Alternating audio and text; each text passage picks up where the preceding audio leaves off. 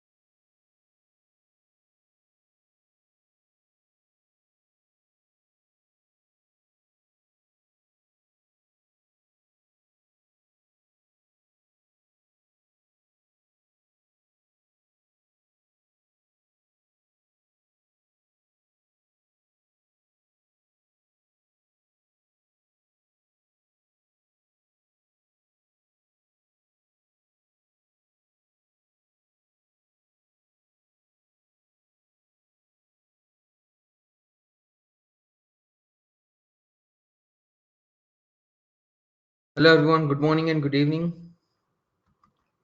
Sorry, got a little delayed. Was looking for some documents.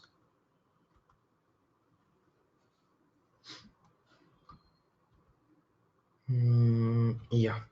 Yeah. Okay, so today we'll discuss about concepts. Anyways, we are working mostly on concepts only from past week. We will talk about some virtualization concepts, some technical words, some jargons that will be helpful for you when we start cloud computing, and will be also helpful for you when we do containerization. We'll also talk about basics of networking, some concepts, which is also extremely important for a DevOps engineer. DevOps will do a lot of automation of different systems that are connected in networks. So you will face problems in cloud computing in virtual environment, connecting multiple systems, multiple services. So in that case, you need to be understanding about firewalls, network port numbers, protocols of different ports and services. So I'm going to talk a bit about virtualization, get the concepts clear, and then we'll talk about basics of networking. Okay, so let's begin. So come on, yeah. So we have our laptop, right, a computer, and on top of that we install a software. We installed Oracle VirtualBox software. Yes, that's a correct command, Taha. So on the computer we installed a software, and that software for us is Oracle VM VirtualBox.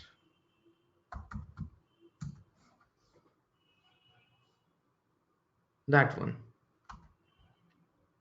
right? On top of this we create VM, either manually or automatically. This software is called as hypervisor. Okay, hypervisor. Oracle VM VirtualBox is a type of hypervisor. Like that, VMware ESXi is also type of hypervisor. So it creates virtual machine. Virtual machine is the exact emulation of your physical computer.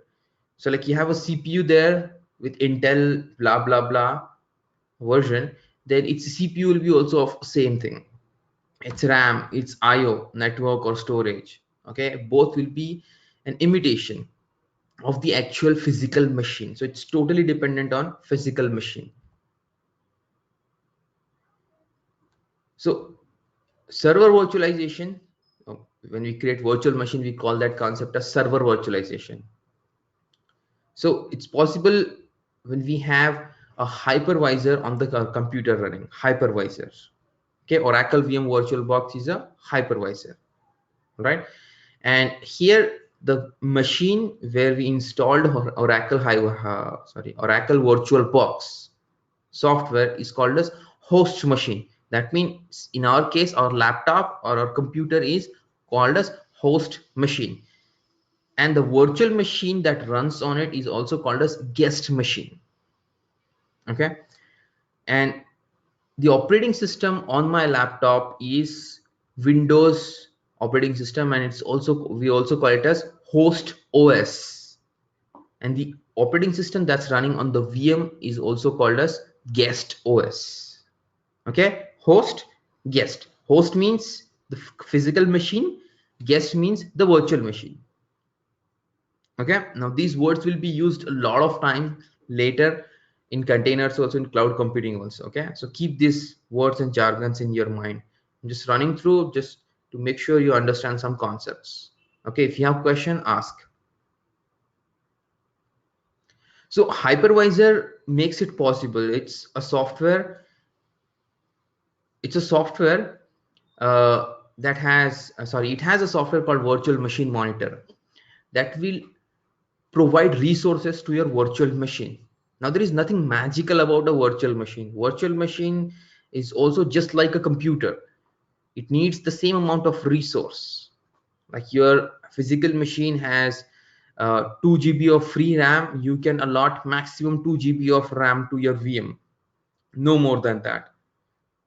So your virtual machine monitor is going to take all the resource, RAM, CPU from your physical computer and provide it to the virtual machine. If virtual machine needs a resource, the VMM is going to provide it a resource. Okay. So Oracle VM VirtualBox is an example of hypervisor. Okay. Now there are two types of hypervisor: type 1, type 2. What we are using is type 2 hypervisor, a hypervisor that you install on an operating system, hosted hypervisor. So like we have our hardware, our laptop, let's say that's my laptop hardware. On top of that I have a Windows 10 operating system, and on top of that I installed Oracle VM VirtualBox hypervisor, and on that we are creating VMs. Okay, all VMs have their own operating system. Type 1 hypervisor on the other hand is just like an operating system. So you have your computer, your hardware, on that you install the hypervisor directly, like you install an operating system. Okay, bare metal. On a bare metal you install the hypervisor, and on that you create VMs. Okay, now in this case, in type 1 hypervisor, The computer is used only for virtualization and for nothing else. Unlike our laptop, like my laptop, I can do other things also. Like I can have MS Word, I can have Git Bash, I can have Chrome, I can have PDF Reader, and I have so many other software. But when it comes to bare metal, only hypervisor will be running on the computer, nothing else. And you don't connect such thing directly, you connect it remotely. So let's say if I have a computer, I have installed type 1 hypervisor on that, so I'm going to connect it through my laptop on the network and then create virtual machine on that. So you have to remotely connect to type 1 hypervisor. You can directly connect, but it's of no use. It is designed to be connected remotely and is also designed to be clustered. Okay. Yeah. Before we go further, some examples. Type 2 Oracle VM VirtualBox, VMware Server. These are some examples. Type 1 VMware ESXi, Microsoft Hyper-V, Zen Hypervisor. These are the example of type 1 hypervisor. Okay. Type 1 hypervisors are used for production grade systems. Okay. Type 2 hypervisor is used for testing, learning. Okay. Type 2 is not at all used in production. So when people ask me question, can I use Vagrant? Do we use Vagrant in real time? First of all, your question is totally invalid. There is nothing like Unreal. You should have asked, do we use it in production or not? Okay. So there's no straight answer for that, because Vagrant can be using a type 2 hypervisor and type 1 hypervisor also. If Vagrant is using type 2 hypervisor like Oracle VM VirtualBox, then it's not for production. This is not for production. For production, you need to have type 1 hypervisor. Why that lock symbol is glowing there? Unlock this meeting. Are you able to hear me? Yeah. Yes.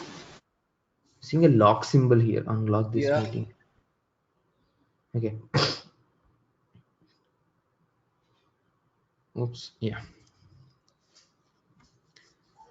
All right. So example of type 1 hypervisor, VMware ESXi, Microsoft Hyper-V. So if you're using type 1 hypervisor, you need to do something production. Okay. If you're using type 2 hypervisor, you're not doing any production. Simple as that. Got it? Now, why do we even use, we'll come to that, those concepts, Hardeep, later. Why do we even use hypervisor? Right? Well, I have explained about virtualization much in detail, its use, why it is required and all. If you have never done any virtualization, or you're still fighting with the concept of virtualization, why it is required and all, then you can read it in the book. I have virtualization chapter.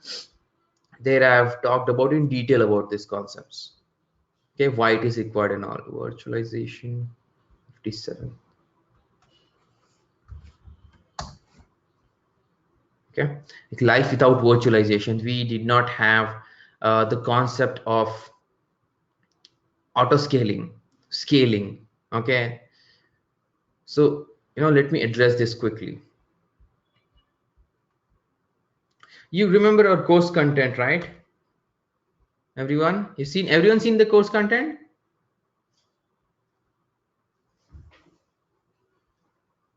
I hope everyone's seen the course content. So you have seen this diagram there, right? Architect diagram, vProfile web architecture diagram. Here we have multiple services. How do I zoom this thing? I don't know where is my PDF version of this. View.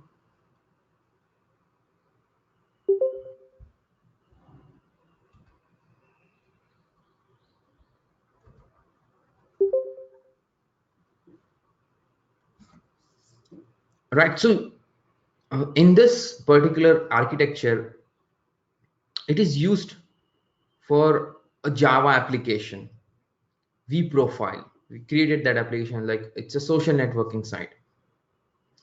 To run that, the user will just see it in the browser, the nice social networking website. But for that, the social networking site to function, to provide, to perform, okay, as per the user requirement or at par the user requirement, there are so many services that works in the background. Tomcat, where the application is hosted, Nginx for front end web server. Okay, then you have RabbitMQ for queuing, Memcache for caching database. You have database cluster, NoSQL database cluster, Elastic or indexing cluster. So that many system working together. Now we always isolate our service. Keep this in your mind.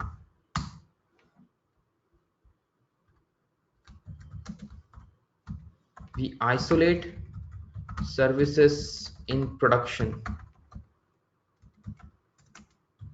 to isolate the problem itself. What problem? Now think about, you have like, okay, take example of your laptop itself. You are using let's say now you're using GoToMeeting, you're using the browser, okay, and at the same time you're using virtual machines. Okay, you're bringing up VMs on VirtualBox because of something you did. You given bigger size to the RAM and all, and you brought up the VM, the system is totally hang. Okay, like you don't care now about the virtual machine, you want the GoToMeeting to continue, but your VirtualBox has taken up all the resource from your laptop. The problem is not isolated, it has affected your GoToMeeting, your browser and everything. You can't do anything, your totally system is hang, right? Like that, these services will so many times will go out of hand, will eat up all the memory of the system, will eat up all the CPU cycle, will take up the disk space, and we have so many services running that function. So what we do is we isolate the service. Like if Tomcat is going crazy, the Tomcat is going crazy, and I have like two Tomcat, then one Tomcat goes crazy, then it's fine for me. At least I have one that is serving. By the time the user notice, I will add another Tomcat over there. I will replace that Tomcat with another Tomcat server. Okay, or a user will experience little lag, but that's fine, at least it's not going down. By the time I'll replace another Tomcat. So we isolate our service, keep that in mind. To isolate service, we use operating system.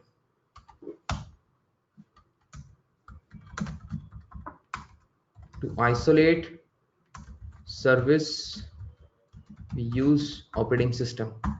Now these points are so much important, you can take a print and put it on your wall. Okay, because this will help you understand so many concepts. So we know we isolate our service by using operating system. That's how we can isolate. Like operating system is the only thing that can isolate a service. Like I can have Ubuntu Linux and I can put one Ubuntu Linux and I can put Tomcat there. Another Ubuntu Linux and I can put Tomcat there. Okay. So yes, one application, one operating system. So we want to run Tomcat. I'm going to put it in one operating system, and then similar operating system on another computer. Right now, take a count. How many operating system is required here? Now, before you start the count, so I have like here Nginx cluster, Tomcat, RabbitMQ, Memcache. Okay, MySQL is a cluster, MongoDB is also a cluster. So it's like two MySQL, two MongoDB here. Okay, so 4, and count the rest of it. How many operating system is required to host all this entire application? Count and give me a number.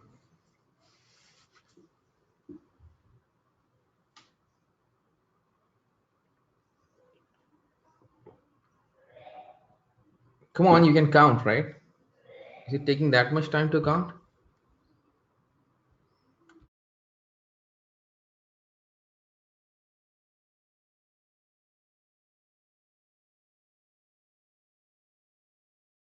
Okay, Virendra says 11.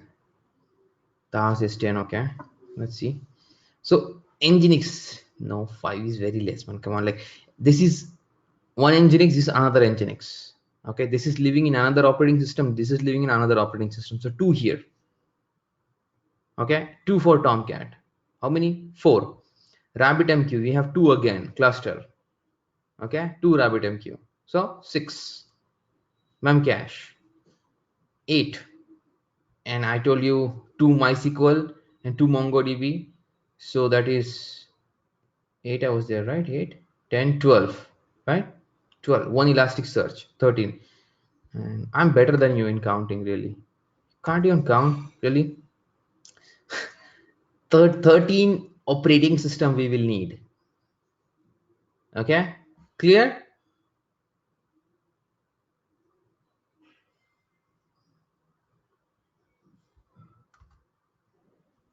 Yeah. No, not one for Nginx. I told you it's a cluster. Okay.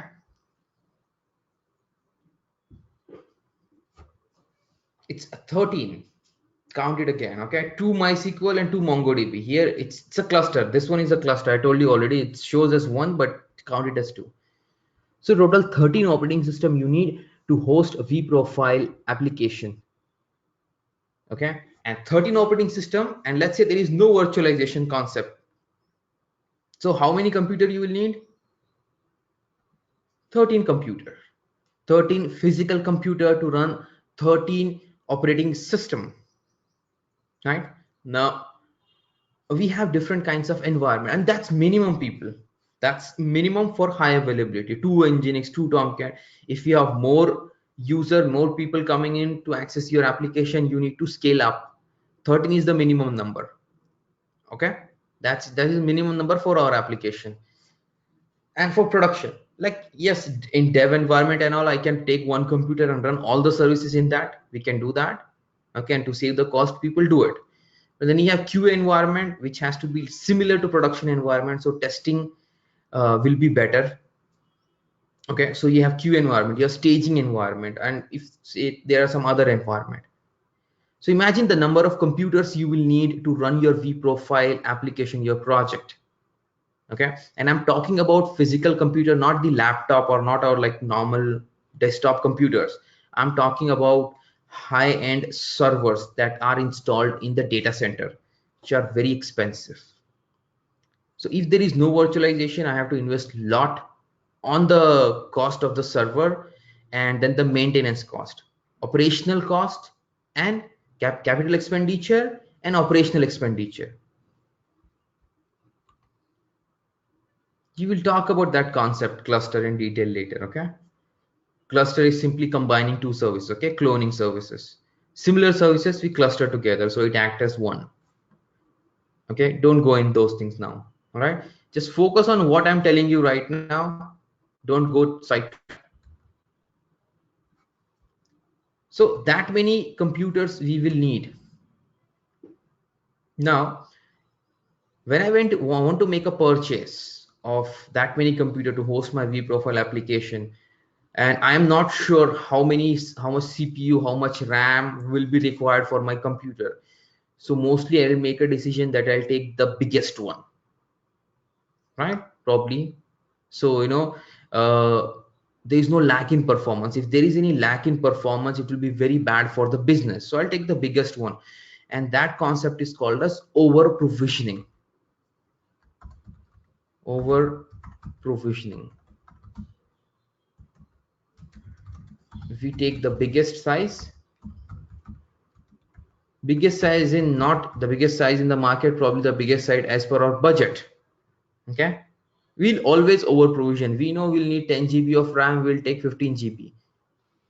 Okay, in compute resource, so we don't run out of resources. The compute resources means CPU, RAM, network, speed, all those things. Okay, so you'll always do over provisioning. So there'll be a lot of cost people involved. And that's why data centers are very expensive. Now, a sad truth, on an average, for the entire year average, if you see how much of the resources are utilized in your data center, the sad part is it's just 5 to 10%. 10% telling me is also very humble. Actually, it's less than 10% on an average on an year. Okay, you can understand this concept like this. You have you have purchased a phone with bigger RAM size, like 6 GB of RAM you have.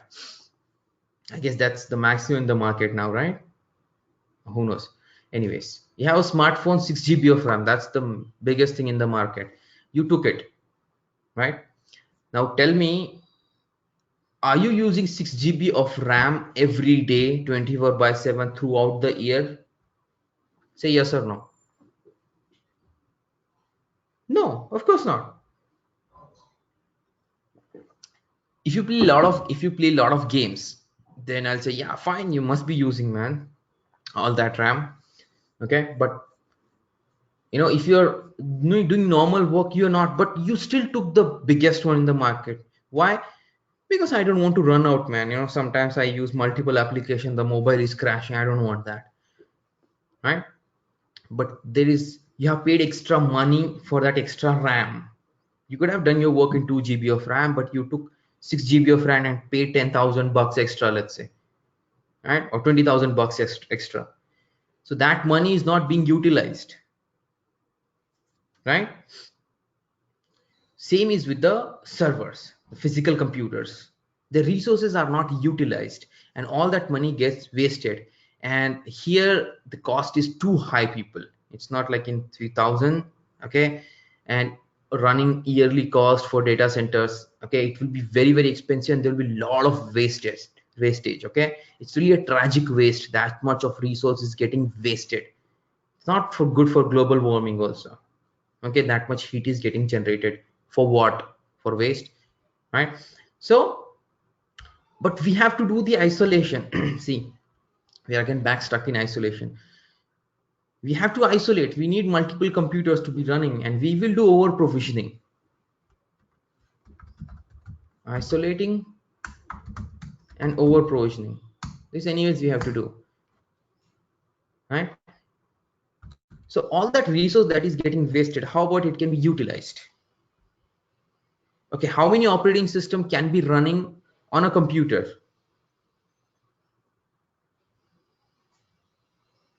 One computer will be running one operating system, right? Like my laptop is running Windows 10. But if I can run multiple operating system parallelly on a computer, then I can utilize its resource, right? So enter the VMware. VMware came into the market with the concept of virtualization. It brought up the hypervisor in the market with all that VMM properties and all of that, okay? Now with virtual machine, what all is possible. We already did that, right? We can run multiple operating system. I can encapsulate the VMs. I can move the VMs. VMs are portable. We have seen that through Vagrant. VMs are living in Vagrant cloud. The Vagrant will download it from there. It comes in our machine, then it comes up magically, right? VMs are portable.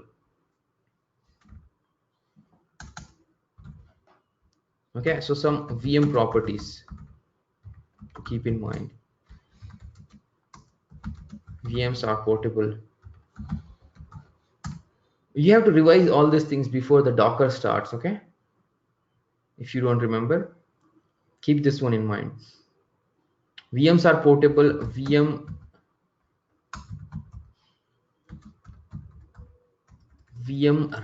runs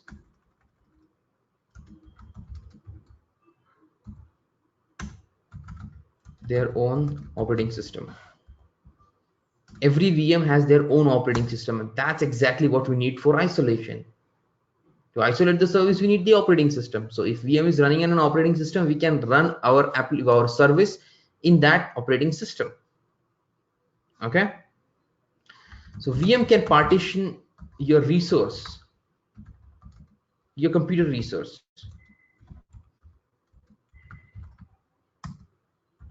Right. So all that wastage won't be done. The wastage resource can be utilized by the virtual machine, right? And then there are tons of other benefits that we get. All right, I'm just keeping track of the benefit that are very important for us. All right, so we talked about hypervisor. There are two types, type 1 and type 2. Type 1 hypervisor is for production. Example, VMware ESXi, Xen hypervisor, Microsoft Hyper-V. Type 2 hypervisor is just for learning and testing purpose. Okay, and again, that's the comparison hardware. All right, just go through that comparison once again. Tomorrow I'll ask you the concept, the question on hypervisor. Okay, what kind of hypervisor, what type, and all of that. Okay, it's important. So we use type 2 hypervisor. Type 1 hypervisor we don't use. It's for production. You heard about virtualization team. That's what they do. They take the entire data center, they install hypervisor on all the computer in the data center, or almost all of them. Okay, and then they cluster them together. Now clustering is a concept where, so I'll explain you quickly now. So let's say I have a hypervisor running on a computer, and I have multiple virtual machines there, right? And I have high availability and all of that in the VM, but what if the hypervisor goes down, or the host operating system, host computer itself goes down? So all of the VM comes down crashing, right? So where is high availability then, right? There is a saying which says, yes, of course, yeah, never put all your eggs in one basket. Okay, so if I have a hypervisor, I put all the VM on that, then I'm putting all my eggs in one basket. If I drop the basket, if the physical computer experience some problem, it will affect all the virtual machine. So what we do is we take all the type 1 hypervisor. Let's say I have like 4 type 1 hypervisor. By using some tool, there will be some tool that will cluster, combine all these 4 computers together, 4 hypervisors together. That's only possible with type 1 hypervisor. Okay, the example of the software is vCenter. Yeah, let's see if you can see it's some image from VMware. Like that, every vendor has its own clustering service, vCenter. So better view like this. vCenter is a tool from VMware that can cluster VMware ESXi hypervisor. ESXi is a type 1 hypervisor. Come on, load, for God's sake. Why it's so slow? Why is it like that? This will be better view. Yeah. So VMware vCenter, it will be a software.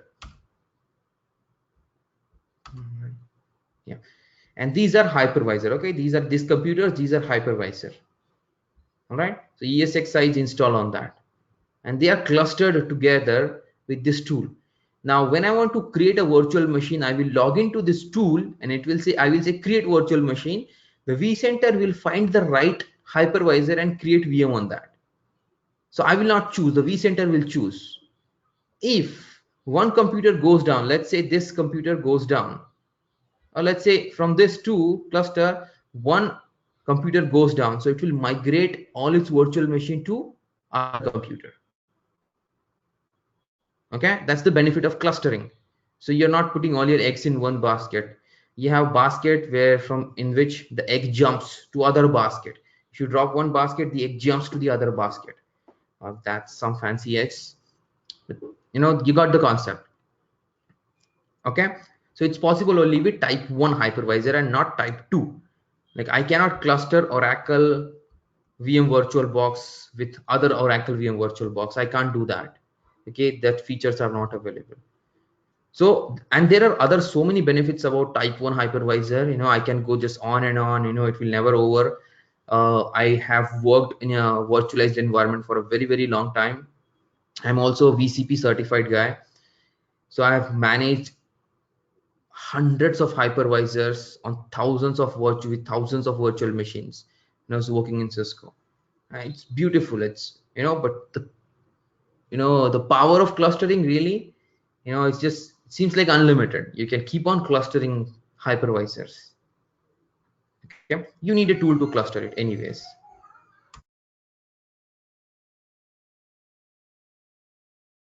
Just a moment.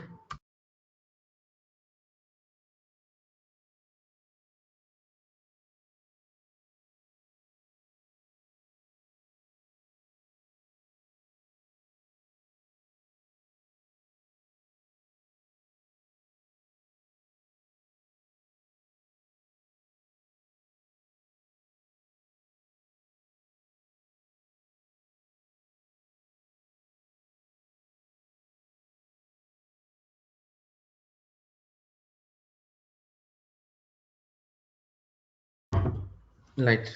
Okay. We took some extra time, man. We had to do networking also. Anyways, so these were some concept. Okay, very important for you to understand. You understood why we do isolation, why we isolate, and how we isolate. And people do all the time over provisioning. Giving you the example also. Some properties of the VMs. VMs are portable. You can move the VM run their own operating system. And we can partition our computer resource with a virtual machine. Okay. And type 1 and type 2 hypervisor. All clear?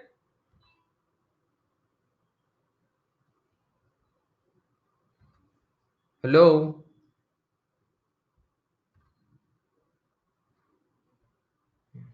Yes. Yeah, say it, talk to me. Okay. Okay. So make sure it's clear. Tomorrow we'll do the discussion before we begin the next thing. Okay. I'll ask you a question. What's a network, people?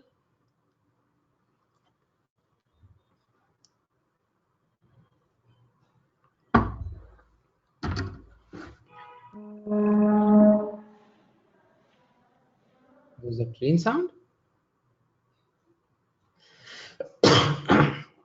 I heard a train sound. Oh, somebody is traveling. What's a network? You don't know what's network? Ah, that's the definition right there. I won't give a definition.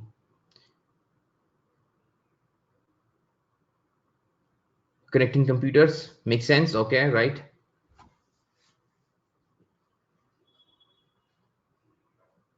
Okay. So the general definition there is network is group of two or more computers, right? Connected together. But it goes little more deep. How many network interface you have on your laptop? Very good. You have two, one Wi-Fi, one Ethernet. Can you connect Wi-Fi to a different network and Ethernet to a different network?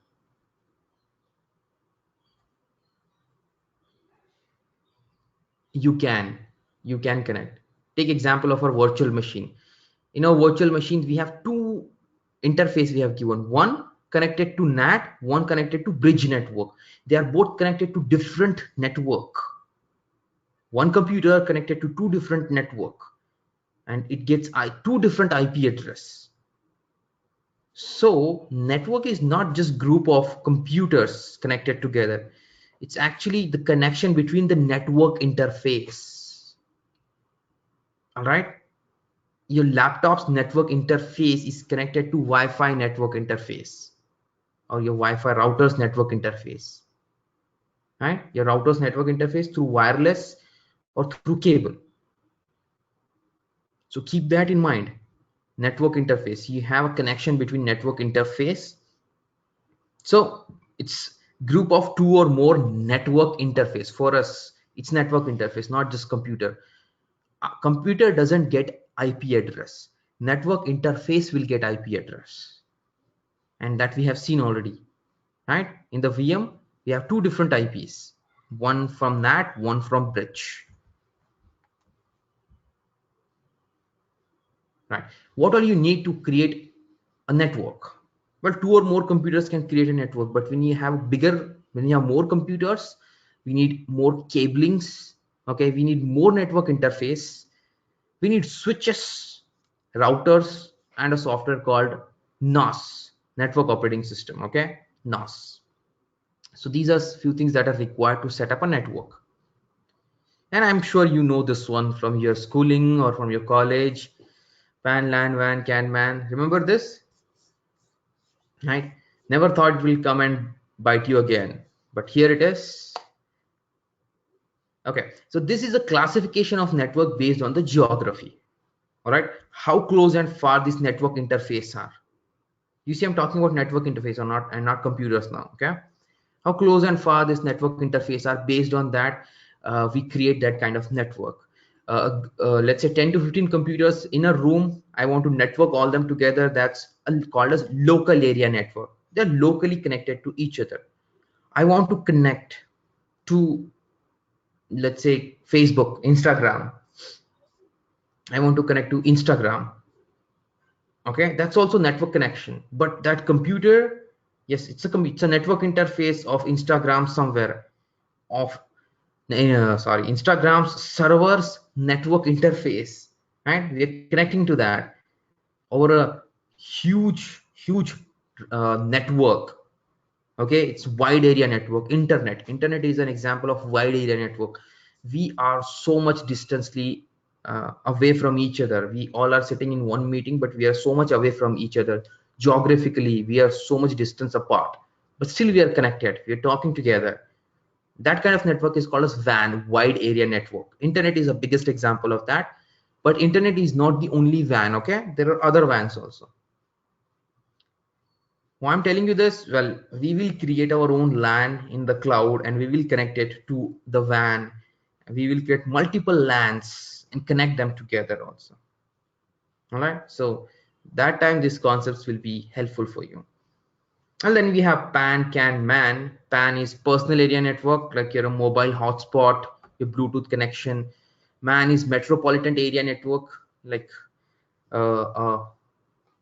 cities, municipality, like GHMC network. This GHMC will have its own computers connected with in its own network. Okay, that is an example of MAN, metropolitan area network. CAN, campus area network. Organization spread across multiple acres of land. You have multiple buildings, you'll be having multiple computers, or even a college campus, you have a lot of computers. All of that can be, you can create your own network over there. That kind of network will be called as CAN, campus area network. Okay, I hope everyone knows what's protocol. Set of rules. Okay, so when data travels on the network, right, it travels in the form of packets. Hey, you have to watch one video. Okay, no kidding, you have to watch this video. Dawn of network. It's in YouTube. It's a very old video, but very nice. I always tell whenever I talk about networking to people who just have started learning the technology, I tell them to watch this video. It's very fascinating video. It's very old also. The animation is going to be a little poor, all right, because we are living in 3D 4D world, I know, but conceptually it will help you understand how the data travels from your computer and reaches to a server and then comes back. So it will talk about all the path taken by it, the how the packet travels. You'll understand how the packet travels, what are the headers, footers. Very nice video. Okay, very fascinating. Don't forget to watch this video. This will help you clear a lot of networking concept for you. If you already seen, then it doesn't hurt to watch it once again. Okay, it's just like 13 minutes video. All right, or if you have any better video, you can watch that also, but I suggest you watch this video. See, network is just like, electricity. You can't see it, man. Like, you have to feel it, that it's running. When you're troubleshooting, you have to understand where it's failing by imagining it. You have to do imagination. So this animated video will help you imagine how your network is flowing. So network flows in the form of packets. Okay, packet has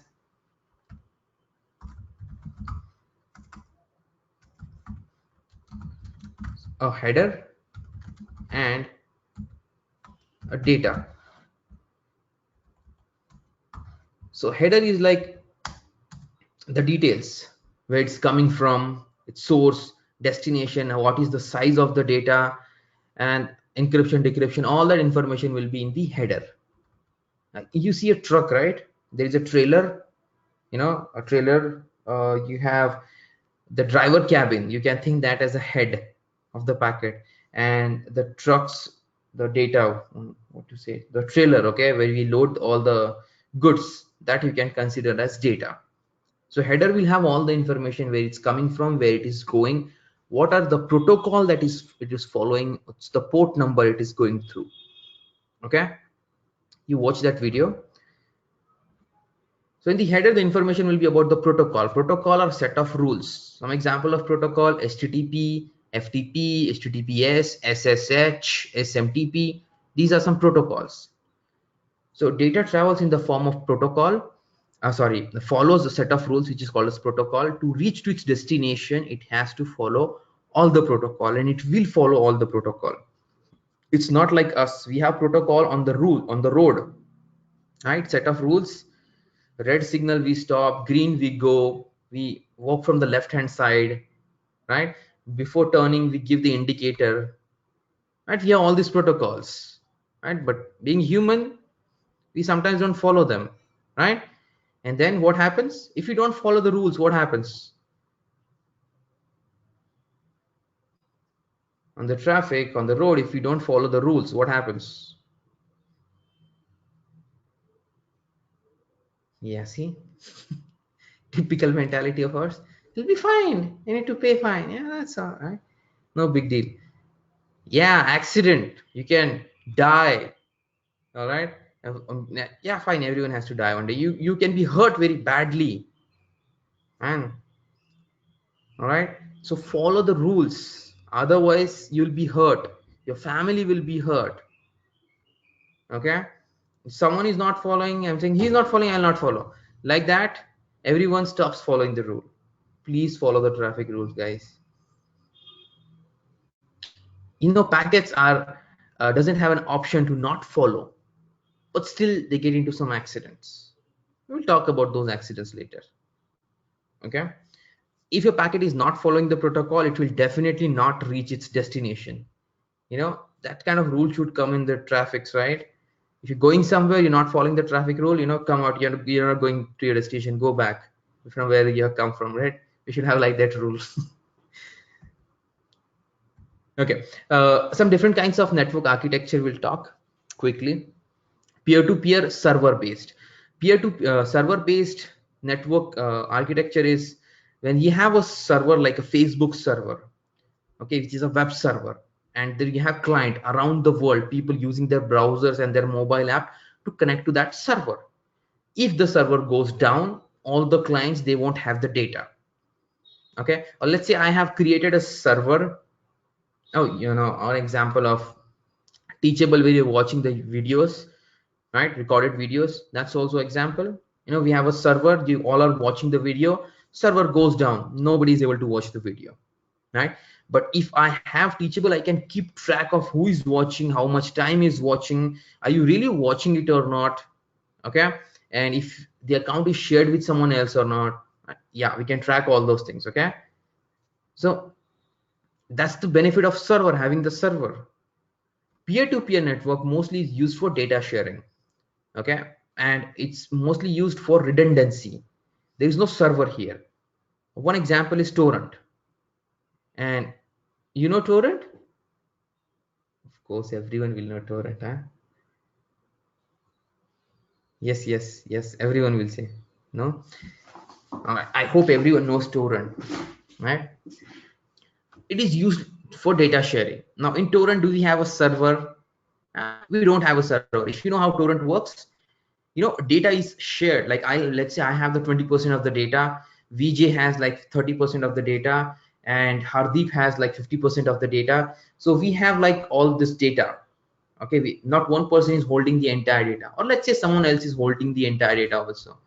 Let's get another name, Badri. Let's say Badri also has data, complete data.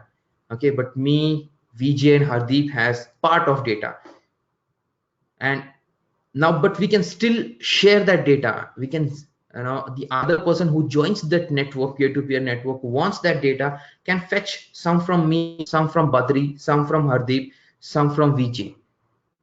There is no server here. If I goes down, if I've shut down my laptop, I've disconnect from the internet, still anyone, any other person who joins can still fetch that data, because Hardeep, VJ, and Badri are still online. If all of us goes down, okay, still the network will be dormant, will not be like down. As soon as we comes up, we start back seeding back, right? In the torrent, we have the concept of seeding and leeching. Leecher are the people who fetch the data. Seeder are the people who uploads the data, gives the data. right? So there are some advantages and disadvantages of peer-to-peer and server client. Server client, you always need the servers to be up and running. You can't afford the downtime. Now,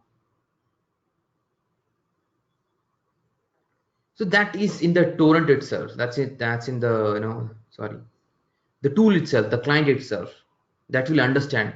It's actually syncing of the data. All right. So syncing will know what data is missing, and based on that will fetch that data, the differential data. Okay. We're not going into that. Okay. Don't worry. We are not going to set up any peer-to-peer network. Yeah, except one Git. We're going to use one. So some advantages and disadvantages of peer-to-peer network. This will be reverse for the server. So peer-to-peer is going to be less expensive. Okay. You don't need an administrator to manage that. There is no operating system required. Network operating system, I mean to say. And it's mostly built for redundancy.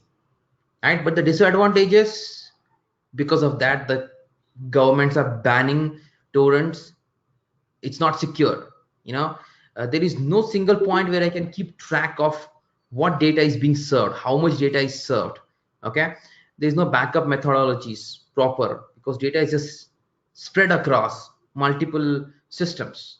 I cannot bring it down. Even if I bring it down, the people can come up online from some other place. So there are a lot of disadvantages, and because of that reason, so if there is no tracking, because of that reason, people are serving illegal concept or pirated uh, data on torrent, right? And we know that, and that's the only reason why it's so famous, because we get pirated data, right? Free of cost, right? Okay, so that was different network architecture. Yeah, right, that's funny. So now, a device that connects multiple computers together is a switch, or should I say multiple network interface in a local area network. If you have a local area network, LAN, I have 10 computers, all of this computer wants to be connected together. Like if I have two computers, I can take a cable, connect one end to one computer, one end to other end to the other computer, and two computers can be in the network. But if I want to have 10 computers in a network, then I need some device where the network in one, I'll take a cable, I'll put one end to the switch and the other end to the computer. Like that, I'll do it for all the 10 computers. Now, if in this network node 1 wants to talk to node 2, then node 1 will send the data to switch. That will be your gateway. Okay, like in my house, and let's say, can we see here IP config? Yeah, it shows the default gateway IP config. So for my IP, the default gateway is 192.168.0.1. That is the IP address of my Wi-Fi router actually, which is also switch. I'm going to talk more concepts tomorrow on the networking. It's not yet over. So default gateway is my switch. So if I want to access any network, my data will be going to the default gateway, which will be a switch. And then switch, based on what kind of data you're requesting, either will send it, if you're requesting accessing local node, it will go to the local node. If not, it will go send it to the router. Okay, now we have hubs and repeaters also. Previously, switches were very expensive, so we had cheaper devices that will do broadcasting. You send a message, you want to access node 2, the data will be sent by the hub to all the network interface. Okay, but here switch is intelligent device, it will send it to the right network interface. So here you see node 1 network interface is connected to switch network interface, then switch another network interface is connected to node 2's network interface. That's why I told you network is a connection between two or more network interface. Okay, so that's about switch. Now router. Now switch connects multiple computers together in a local area network. But if I want to have two networks talking to each other. When you want to connect two network to each other, you need a device called router. Router routes traffic from one network to the other network. Take example of your home network, okay, where you have a router, a Wi-Fi router, let's say. So you get take an internet connection, you have plugged it into your Wi-Fi router, okay. And this is internet is an example of WAN, wide area network, and it's a different network, different IP addressing scheme. In your home, you have different IP addressing scheme, 192.168, that one. So this is a different network, this is a different network. Router will connect one network to the other network. That's what its job is. You can understand networking best at your home itself. You have your Wi-Fi router, log into it, see the IP addressing scheme and all of it. Your Wi-Fi router is not a router, not just a router. It's switch, it's a router, it's also a firewall if you enable it. It's also NATing device. It's also a DHCP server. So it's multiple device rolled into one, and you get it so cheap. You should be happy how cheap technology has become, right? All right. Previously, we used to have modem and all. Nowadays, we don't have modem and all. It's just in the building somewhere. You just directly get the cable, right? So you know how our network, how our home network works. In our Wi-Fi router, we have a switch also. Here, the switch is shown separately, access point, and this creates a local area network. All right.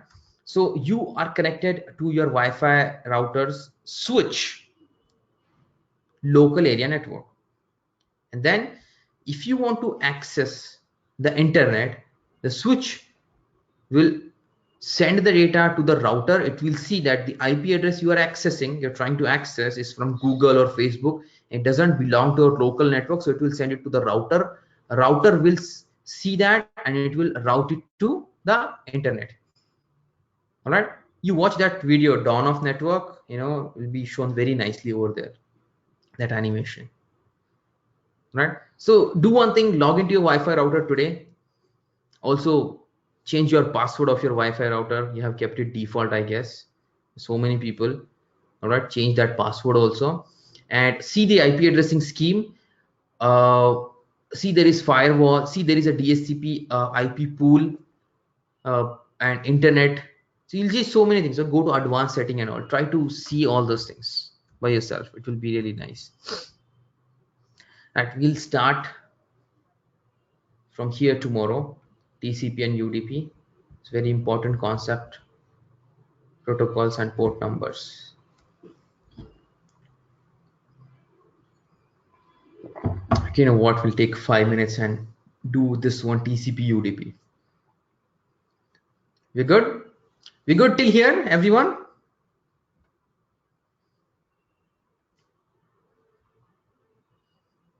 Hi Imran, I'm Vishal. Yeah, Vishal.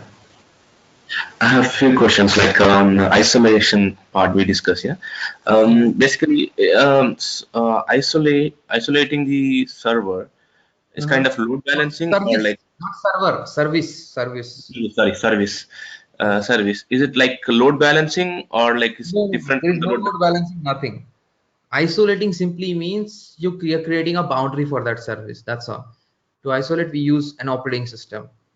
Like Tomcat service, MySQL service. Okay, I want to run. I will take a computer, I will install operating system and that, and I'll run MySQL service on that. And I will use that only for the MySQL service and nothing else.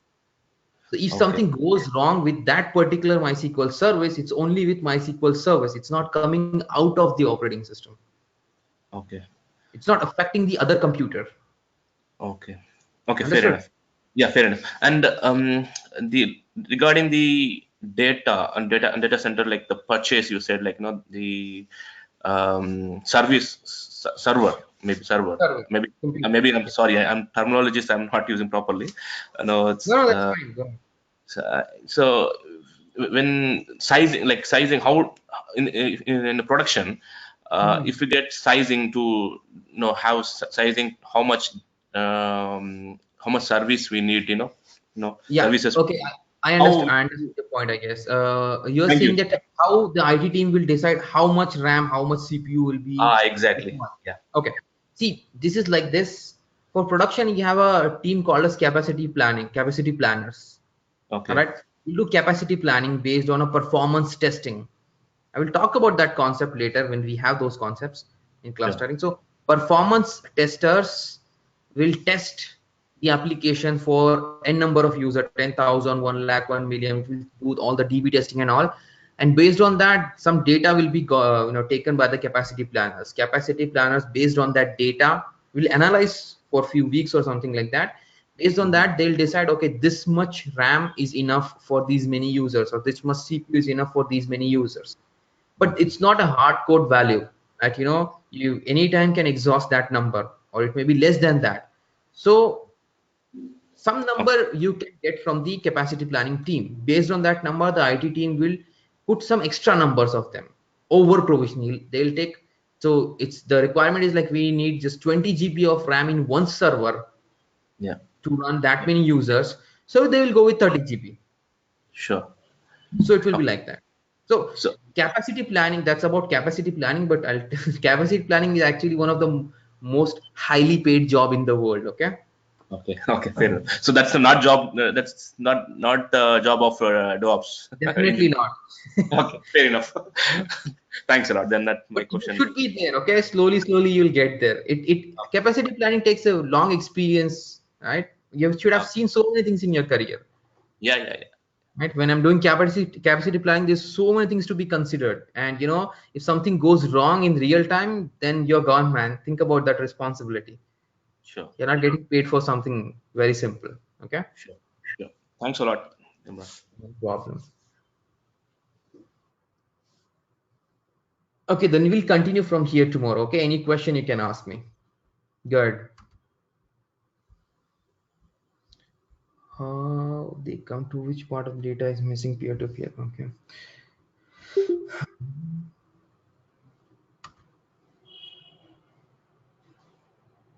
No questions. Either I am very clear, you're understanding everything, or you are very scared. I don't know which part is true. Oh, I'm clear. Yeah, that makes me happy, and I hope Uh, you also. Yes. Imran, there is one question. Is there any other example for peer-to-peer? Git. Git is an example. There is no server. We share the data. The data gets Git is a centralized repository, right? So then no. it must It be is one no server. centralized repository. Git is not a centralized repository. It's a distributed repository. You can make it like a centralized, look like a centralized, but actually it's not. Now think about like this. You have a torrent, all right? Mhm. There's only one seeder there, and all of them are leecher. So it may look like it's like a server. Understood? Okay, so the syncing property which you were talking, it's basically in the application itself. It's not Yes, somewhere on the exactly. server. We're talking about more about network, not actually about application also. No, I'm Okay. trying to understand that how they are connected to each other because they can access each other's data. Oh no, not any data, specified data, of course. Okay, so It's it it's must be designing the mentioned while connecting. it's designing the application. You tell the application that this data needs to be shared, and it will start sharing the data. As simple as that. Okay. It's designing the application written by the developer. You don't need to worry too much about it. Okay. We're talking about network here, not the application how it works. Don't worry on that. Okay.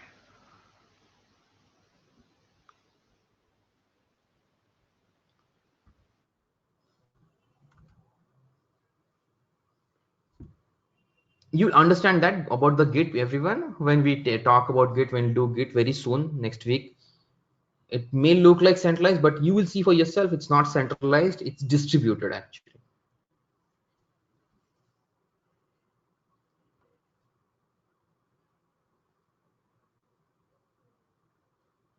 Okay, all right then. That would be all. Next class, we'll start from here. We'll talk about also cloud computing. We have to introduce cloud computing, and I'll give you some work tomorrow to set up the AWS free tier account. We'll talk about that tomorrow. All right.